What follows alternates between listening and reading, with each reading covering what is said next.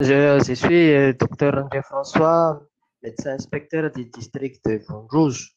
Euh, Nous, dans le district de Vondrouge, euh, au cours de cette accélérateur de compact euh, Impact. impact, et, oui, et au cours de cet exercice sur le COVID, exercice 2 sur le COVID-19, euh, nous prendrons comme défi pour réduire le taux d'abandon dans notre district.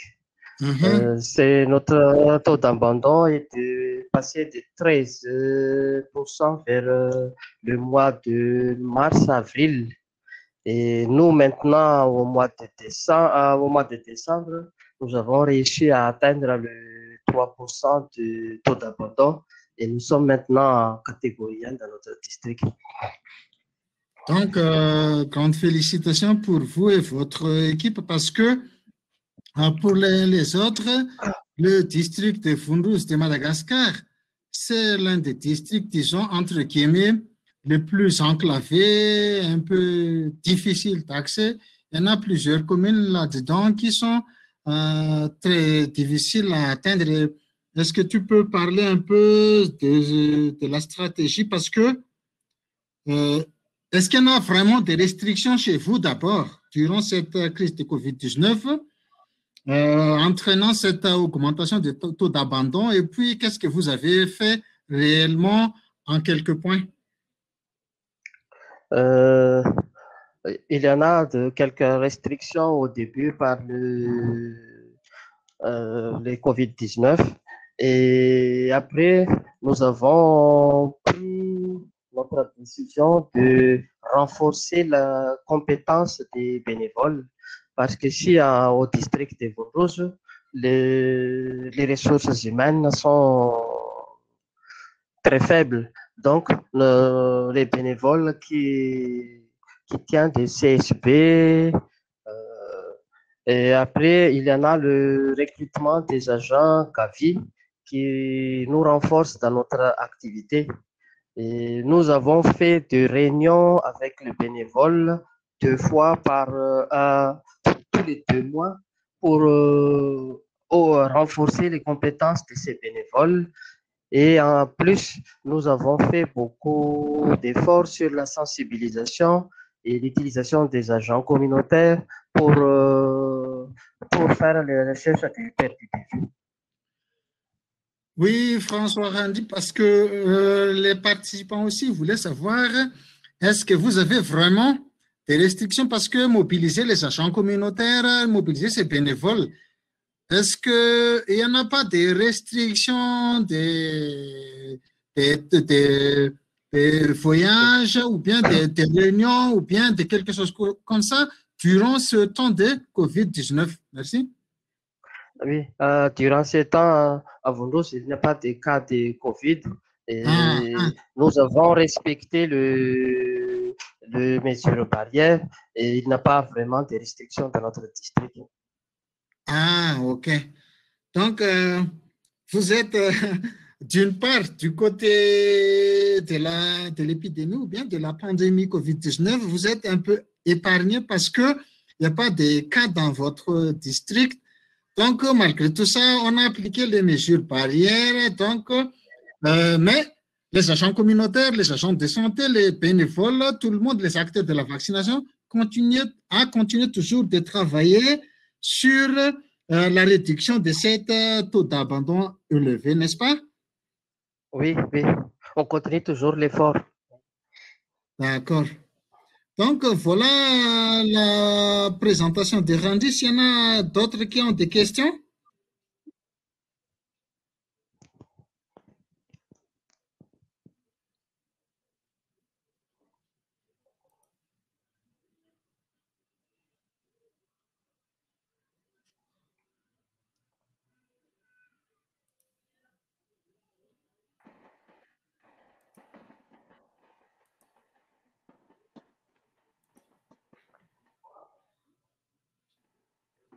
Je vais d'abord faire rentrer tout le monde dans la salle.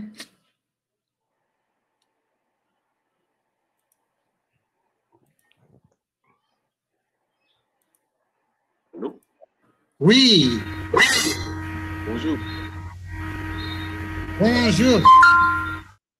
Bonjour, professeur. Ah, ou bien c'est Jim Tola. Oui, oui. Jim Tola vient de poser des questions. Juste une... Bonjour, Joris. Oui, bonjour, professeur. Juste une ordre organisationnel. Hein.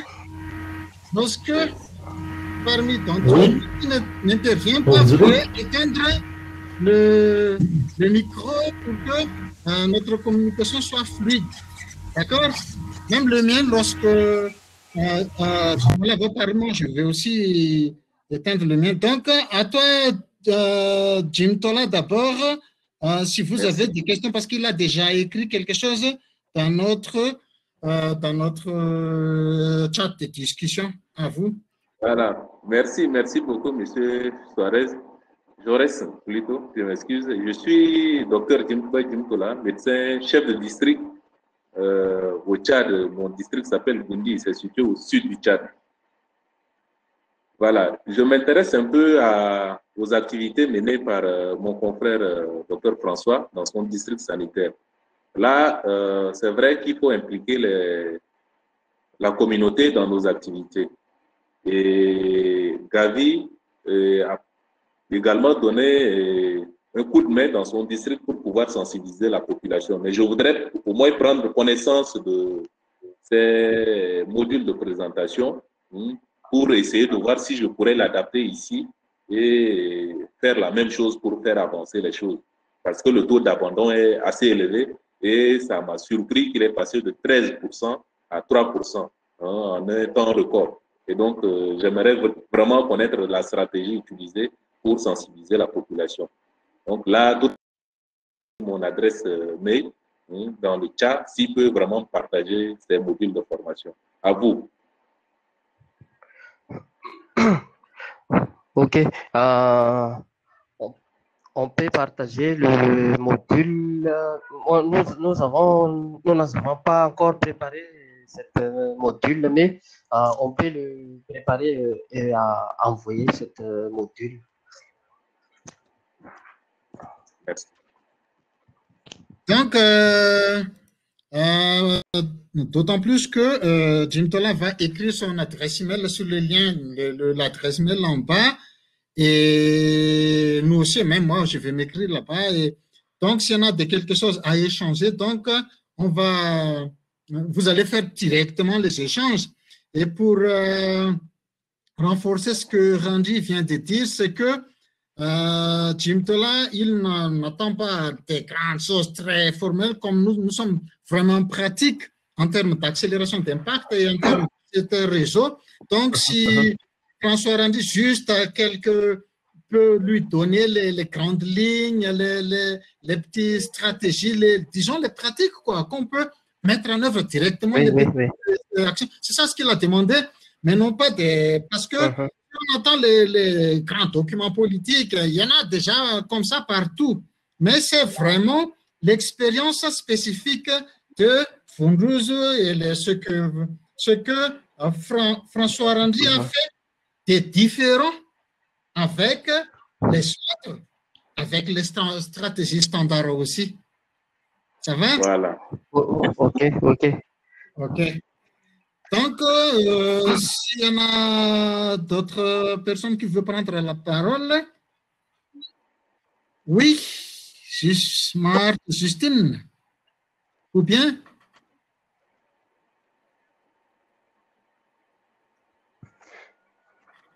Voilà. Donc, Jim Tola vient de mettre son adresse email là-bas. Sinon, je vais donner la parole à tout le monde. Hein. Maintenant, c'est à toi, Proussa.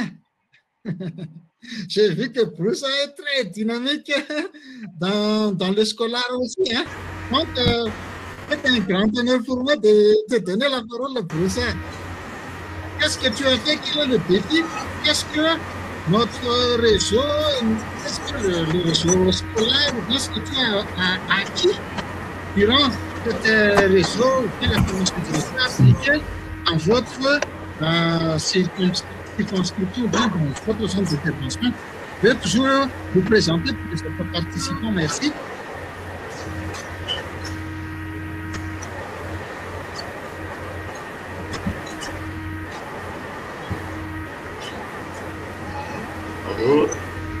Attends, professeur, oui, allez-y, allez-y. Merci de m'avoir donné la parole. Oui, bonjour tout le monde. Je suis Brusa Angelmin, directeur régional de la santé publique de la région Melek, qui est une région très enclavée. Et en plus, il y a un taux d'insécurité très élevé aussi. Donc, on est face à beaucoup de défis qu'on doit relever. Premièrement, donc, il est primordial toujours de prévenir. C'est pourquoi la vaccination tient un rôle prépondérant dans notre travail, dans la médecine préventive. Comme la région est déjà enclavée, donc on souffre beaucoup d'insuffisance en ressources, surtout en ressources humaines. Donc il y a beaucoup de centres de santé avec un seul agent au poste. Et tous les centres de santé ont comme paquet minimum d'activité la stratégie avancée. On a constaté que beaucoup de CSB n'ont pas atteint l'objectif escompté en matière de couverture vaccinale. Il y a aussi un CSB qui a eu un résultat très différent des autres. Donc j'ai organisé une réunion où il y a des responsables par district et des représentants des médecins, des sages-femmes, des infirmiers par district. Et on prend les CFCSB qui a une couverture contraceptive en Penta 3 à 95%, même si elle est seule au poste. Elle est une fille, mais elle arrive à se déplacer avec une bicyclette pour faire la stratégie avancée et pour avoir ces beaux résultats. Donc ça a été un déclenchement pour les autres. Pourquoi elle arrive à faire ces efforts et pourquoi les autres pas. Donc ça a déclenché beaucoup de choses pour les équipes et on est en train de voir les résultats maintenant. Je pense qu'on va réorganiser une réunion au 6 février pour analyser les résultats et recadrer les tirs s'il y en a encore des problèmes. Parce que maintenant, la région Melek met en œuvre l'approche ACC dans les 5 districts de la région Melek. Et ça aussi, c'est une opportunité parce qu'avant, tous les agents de santé ont l'habitude de faire des rapports sans avoir analysé à leur niveau, de faire des stratégies avancées qui n'est pas planifiées. Donc il y a des résultats où il y a une journée avec un seul enfant vacciné.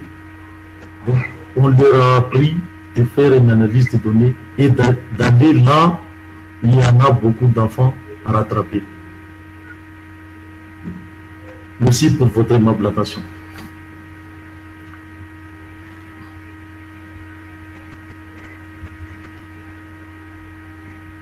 Docteur Joël, je vous repasse la parole. Merci beaucoup. Merci beaucoup.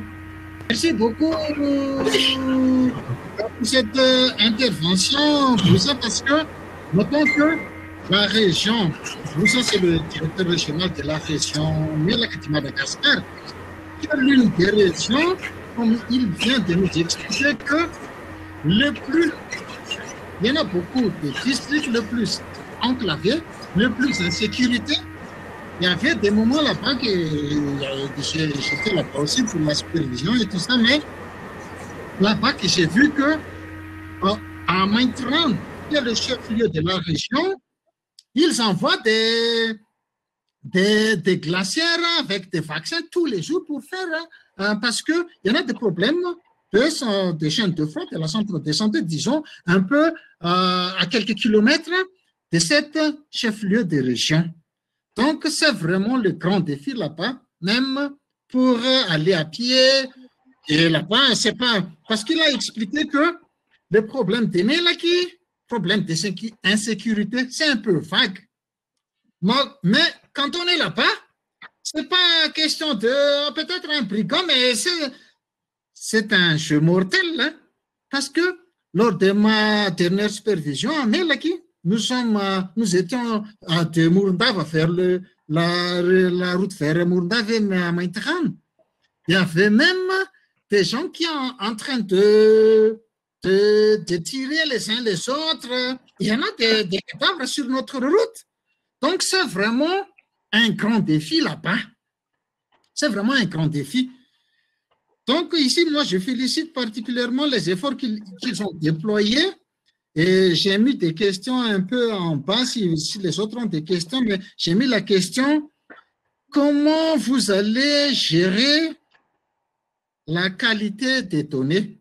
Parce que il y en a, disons, un chef CSP un peu modèle, là, c'est le poste, mais arrive à atteindre un vacciné à 95%. Comment vous allez, félicitations, hein, mais comment vous allez aussi vérifier et améliorer la qualité des données pour ça? Mais si Jim Tola a des questions à propos de ça aussi, vous pouvez prendre la parole directement. Hein? D'accord. D'accord. Ok, merci. Bonjour, Monsieur Boussa. Moi, je suis intéressé aussi par les activités de cette dame. Comme elle s'engage, vraiment, elle a un taux de couverture élevé. Là, je ne sais pas, quelle est même la population dans cette zone de responsabilité? Parce qu'un seul agent, je ne sais pas si elle fait en même temps les activités, et elle s'occupe des activités curatives et préventives à elle seule. Parce que si elle réalise 95% de taux de couverture en préventive et elle fait encore les activités curatives à côté, ça serait vraiment difficile. Et donc, c'est de voir un peu la taille. Je voudrais avoir la taille de la population de cette zone de responsabilité. Et ensuite, c'est quelqu'un qui s'engage. Et donc, il faut savoir profiter. Elle, grâce à ces activités, les autres également vont pouvoir faire quelque chose, changer leur comportement pour pouvoir rehausser les indicateurs. Mais il faudrait également profiter des activités de cette dame, de ses qualités, parce que plus elle travaille, plus elle s'épuise. Et donc, comme elle a eu une initiative personnelle à faire ses activités en avancée, malgré les autres occupations, il faut renforcer les ressources humaines dans cette zone de responsabilité pour qu'elle continue à travailler sans toutefois se fatiguer rapidement. C'était un peu ça ma préoccupation et en quelque sorte la question concernant la taille de la population dans cette zone de responsabilité. Merci à vous. Avant que Ramin va répondre aux remarques de Jim Tola, j'aimerais juste pour que tout le monde puisse avoir l'idée qu'est-ce qui peut vraiment passer à Mélaki. La dernière fois aussi, quand j'étais là, c'est pas loin du 2020. Hein. Là-bas, aussi bien, il y en a des problèmes d'insécurité, problèmes de ressources humaines surtout. Parce que le monde, il y en a beaucoup de médecins, hein, il y en a beaucoup des agents de santé, paramédicaux, infirmiers, sages-femmes. Mais tout le monde ne veut pas partir là-bas.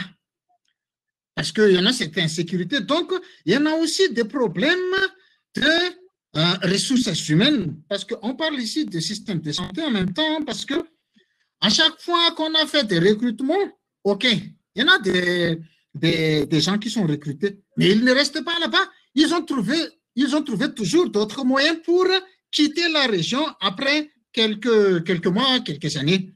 Donc, là-bas, il y en a des problèmes d'insécurité, problèmes de ressources humaines, problème d'accessibilité et aussi problème de la demande, parce que les gens là-bas aussi, ils ont leur vie c'est tout ce qui sont produits des rivières. Donc, le temps où il y en a des poissons et tout ça, ils vont aller là-bas. Donc, vous ne pouvez pas voir les gens à leur maison, même durant la stratégie avancée. Tout le monde est occupé par leur vie et leur survie quotidienne. Voilà juste une ajout pour voir un peu le contexte de Mélaki. À toi, Bruce.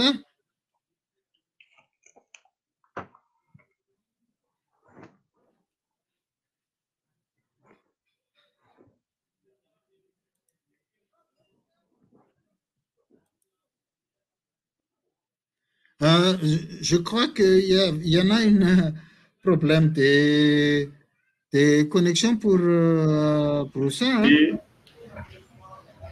Oui, oui. Allez-y.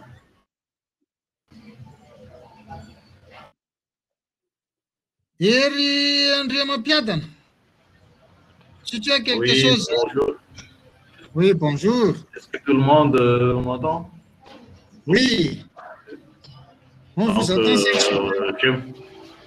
Donc, je me présente, je suis Rangiamapia de Narale Sanaka. Je suis le point focal COVID-19 dans le réseau scolaire de Madagascar. Merci à notre team leader d'avoir me donné la parole. Tout d'abord, je tiens à remercier tous les présentateurs de tout à l'heure. Il y a Dr François Ranti, qui je connaisse personnellement, le médecin inspecteur de Ndouzo. Parce que là, j'étais à Bifutako aussi, un ancien responsable de la PEM. Et aussi, là aussi, docteur Broussa Vermino, le reste de Belek. Vu ma constatation, toutes ces régions-là, districts-là, sont tous des zones enclavées.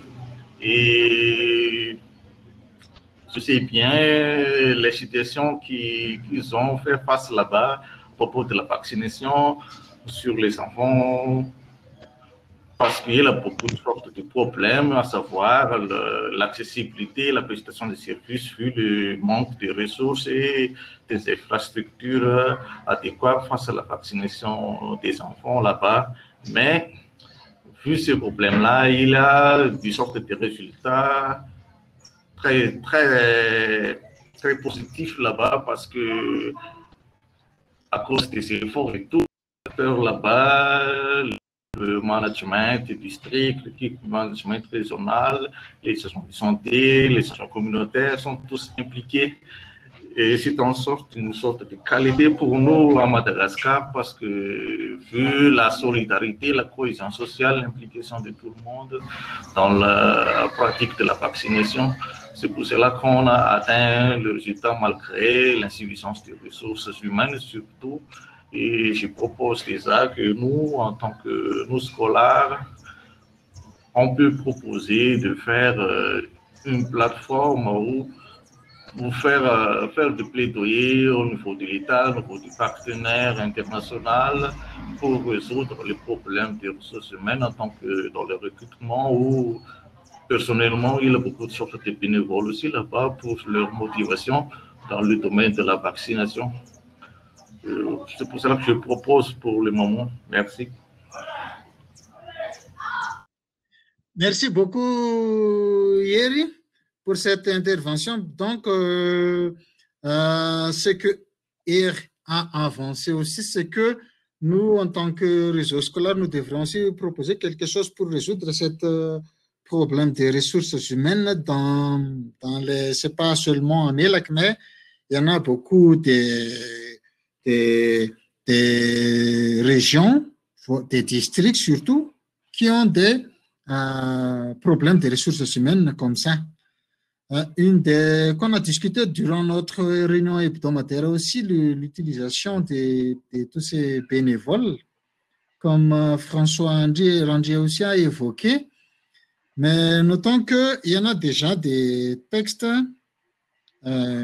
qui réglementent le recrutement de ces bénévoles, parce que les bénévoles, les volontaires, ils sont, entre guillemets, très motivés de travailler dans les zones, mais quelquefois, il y en a quelque chose qui, peut-être la méconnaissance ou bien l'ignorance qui ne permet pas, nous, en tant que responsables au niveau des districts, parce que c'est au médecin inspecteur de voir cette, le volet comment, parce qu'au moins, il y en a aussi, même volontaires, il y en a une sorte de survie qu'ils doivent, euh, euh, qu'on doit tenir en compte pour ces bénévoles.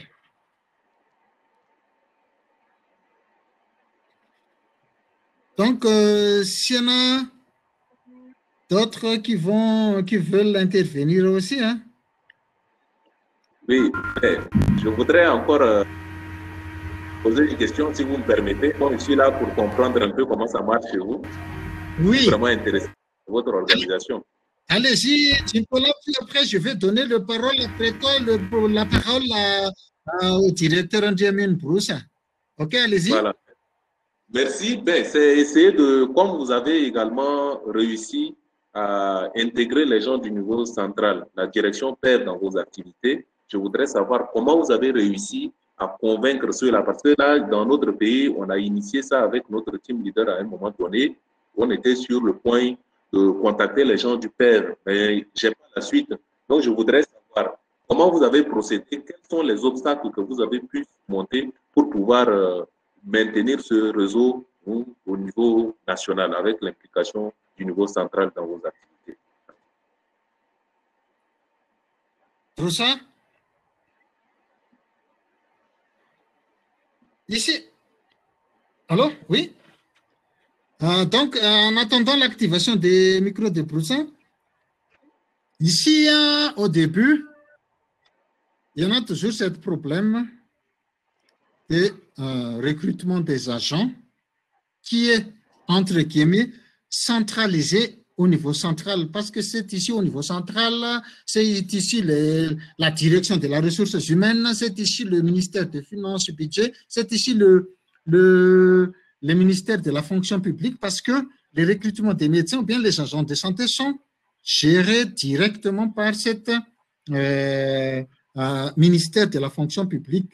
Mais c'est le ministère de la Santé qui propose. Donc, lors de la renforcement du système de santé, l'élaboration des stratégies de la RSS, il y en a aussi les différentes évaluations nationales à la revue financées par le CAVIE, les autres partenaires, OMS, UNICEF et tout.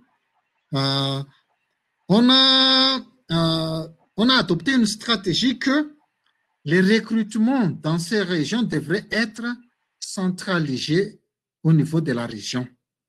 Parce que, une fois centralisé ici, à la capitale Antananarivo, il y en a toujours tous ces problèmes-là. Mais les gens qui sont là-bas, ils sont déjà habitués au contexte là-bas, ils sont au courant de leur contexte. Donc, eux, au moins, ils sont motivés d'y rester. Parce qu'il y en a des gens qui sont bénévoles pendant plusieurs années là-bas, lors des concours, ils sont calés. Donc, il y en a toujours les gens qui, entre guillemets, meilleurs, qui viennent d'Antananarivo, qui ne sont pas adaptés de la région, qui vont être recrutés là-bas. Je m'arrête là-bas, mais je vais donner la parole là pour ça. Oui. Apparemment, il est encore au téléphone.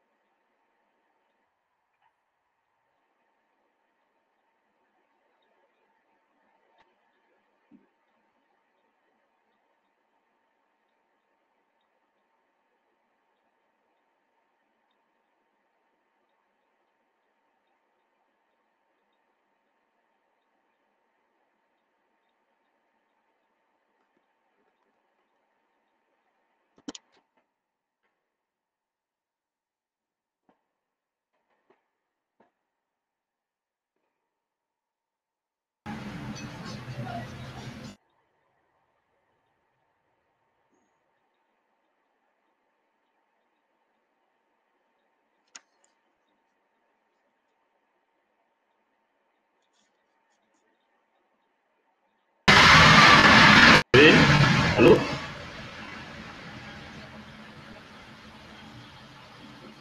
On vous attend 5 sur 5. Oui, je me reviens pour votre intervention tout à l'heure, Dr. Torres, à propos de recrutement des agents bénévoles dans des zones enclavées.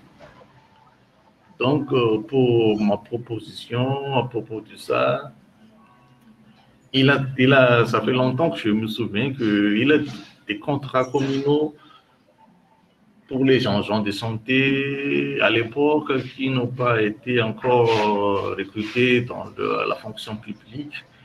Et le déroulement se fait par des contrats établis entre la commune concernée et les agents de santé qui se portent volontaires à y travailler dans leur commune. Pourquoi pas, on peut innover ça et changer un tout petit peu parce que là, dans le système de santé, il y a des budgets pour le centre de santé alloués dans tout Madagascar. Et ce sont les communes qui gèrent tout ça. Pourquoi pas, ces paquets budgétaires-là, il y a une sorte de paquet budget aussi pour allouer, pour rémunérer ces agents de santé-là, en attendant qu'il a des postes budgétaires à l'État. C'est une sorte de chose comme ça, ma proposition. Merci.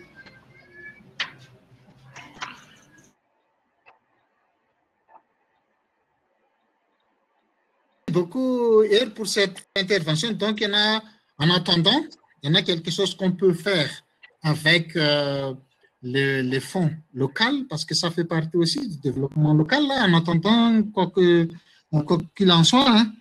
Mais comme Anzarasu Manirfara vient aussi d'écrire que ces derniers temps, la Banque mondiale, c'est la Banque mondiale, c'est-à-dire l'argent que l'État malgache a prêté auprès de cette institution du fonds Access ainsi que Gavi a procédé au recrutement des agents de santé et les critères de choix a été focalisé plus sur la durée de bénévolat.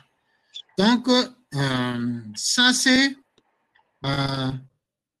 encore des solutions parce qu'on parle ici de bénévolat, donc de financement des Gavi, parce que aussi bien le Gavi, la Banque mondiale, il y en a des plans pluriannuels qu'ils vont financer et à la fin, ça devrait être relayé directement par le financement des budgets de l'État. Voilà, en quelque sorte. Mais néanmoins, il y en a déjà ces différentes initiatives comme ça permettant de recruter des bénévoles.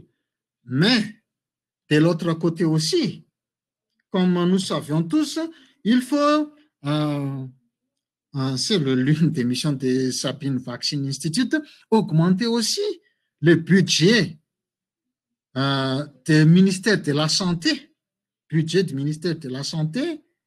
et l'enveloppe du ministère de la Santé pour pouvoir financer les agents de santé, les médecins, les paramètres, particulièrement dans toutes ces zones, disons, un peu, entre guillemets, enclavées en accès difficile. Parce que si nos enfants, les enfants dans les zones accessibles, on va avoir toujours le même résultat. Et on arrive même à atteindre tous ces gens-là. Donc, toutes ces initiatives relayées ou bien prendre en charge ensuite par le budget de l'État sont tous des initiatives nous permettant de contribuer aussi à améliorer notre performance en termes de vaccination.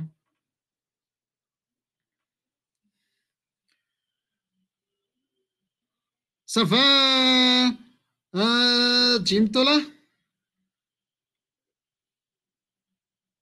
Donc,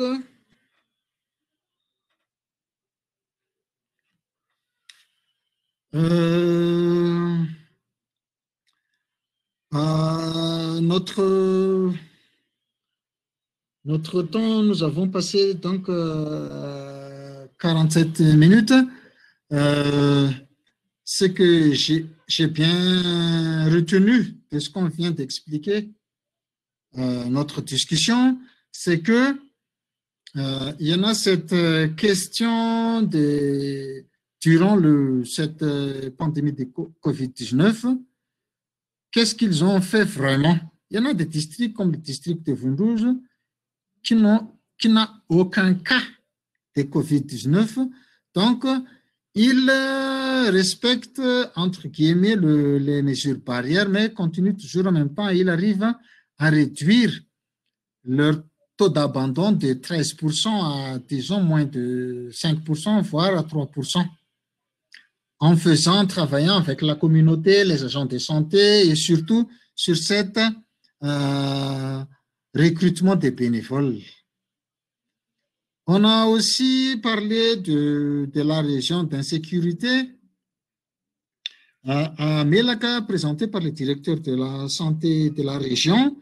Et il a expliqué par une sorte de modèle de centre de santé avec un seul agent au poste qui arrive à renverser la tendance, arrive à augmenter leur taux de couverture vaccinale, qui est devenue, la dame, si je me comprends très bien, est devenue une sorte de modèle, une sorte de compétition interne pour avoir la bonne performance pour tout l'ensemble, aussi bien de la région que au niveau commune ou bien au niveau des districts. Et ils vont faire aussi des évaluations périodiques. Bien sûr, il y en a les réunions mensuelles de tous les agents de santé. Si le contexte nous a permis de faire ça, parce que quelquefois, c'est très difficile là, en période de la dépression tropicale, le cyclone, de atteindre toutes ces régions-là. Voilà ce que j'ai bien retenu de notre discussion de tout à l'heure. S'il y en a d'autres intervenants, la parole est à vous. Donc ici, Fide Nzarasu Arav a fait pour nous, Scolaire Sud-Est, nous avons essayé de mettre en œuvre nos projets en tant que projet d'accélérateur d'impact intégrant la gestion logistique du PEV, analyse des données, avec accent sur l'approche ACC. La communication. Nous avons saisi toutes les opportunités pour les mettre en œuvre. L'organisation des revues trimestrielles régionales, assistance plénière ou par visioconférence aux revues périodiques des chefs CSP contractualisés bien sûr par Gavi, agents bénévoles et des supervisions formatives. Donc, il y en a voilà ce qu'ils ont fait dans leur zone d'intervention en tant que scolaire. Donc, il y en a toujours en tant qu'accélérateur PAC, tenir en compte de l'aspect logistique, des réunions pour analyser les données et aussi, lorsque la situation ne le permet pas, ils ont organisé des visioconférences. Et il y en a une question posée par Valérie Mouzimba. Qu'en est-il de votre produit contre le COVID-19 Artemisia face au niveau vaccin contre le COVID-19 depuis le Lubumbashi RDC? C'est une question très pertinente. Moi, je vais le répondre directement. Dorénavant, il y en a aussi en RDC cette histoire d'Artemisia aussi qui fait des grandes polémiques. Ici, à Madagascar, notre produit, ils ont fait deux présentations. L'une, c'est une sorte de l'eau de tisane, mais ils ont fabriqué de manière industrielle. Et on a dit que c'est un produit aussi bien préventif que curatif. Donc, on a laissé la population un libre choix, qu'ils ont pris cette CVO, on a dit CVO, et on peut prendre comme ça avec l'Institut malgache de recherche appliquée. Mais après, actuellement, ce que je veux dire, après, je vais parler de la vaccination. Actuellement,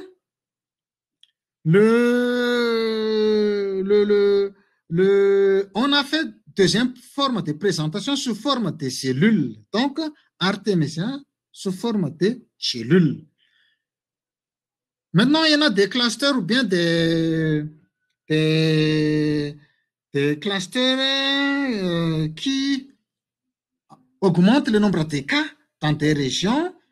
Et ce que le ministère de la Santé a fait, ils ont envoyé des CVO+, donc la forme cellule de l'Artemisia dans ces régions pour traiter.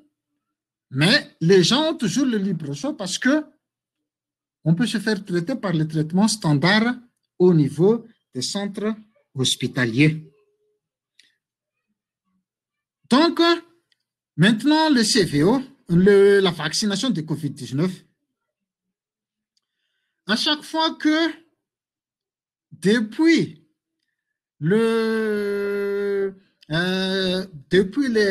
la communication, l'information que il y en a déjà les laboratoires, les Pfizer, Moderna qui ont produit des vaccins efficaces. Il n'y a aucune information sur la position de Madagascar s'ils vont introduire le vaccin anti-COVID-19 ou non. Donc, maintenant, les staffs du ministère, j'ai discuté avec quelques-uns lorsque j'ai demandé qu'est-ce qu'on va faire exactement à propos de ça. Et ils ont toujours répondu, oh, c'est une discussion de haut niveau. Donc, je crois que c'est aux acteurs de la vaccination, aussi bien les partenaires que nationaux, d'expliquer, d'orienter la décision du ministre, la décision du gouvernement sur l'utilité ou non de la vaccination contre le COVID-19. Voilà mon point de vue, mais jusque maintenant, on peut penser qu'ils sont encore en train de penser qu'est-ce qu'on va faire exactement avec le vaccin anti-COVID-19.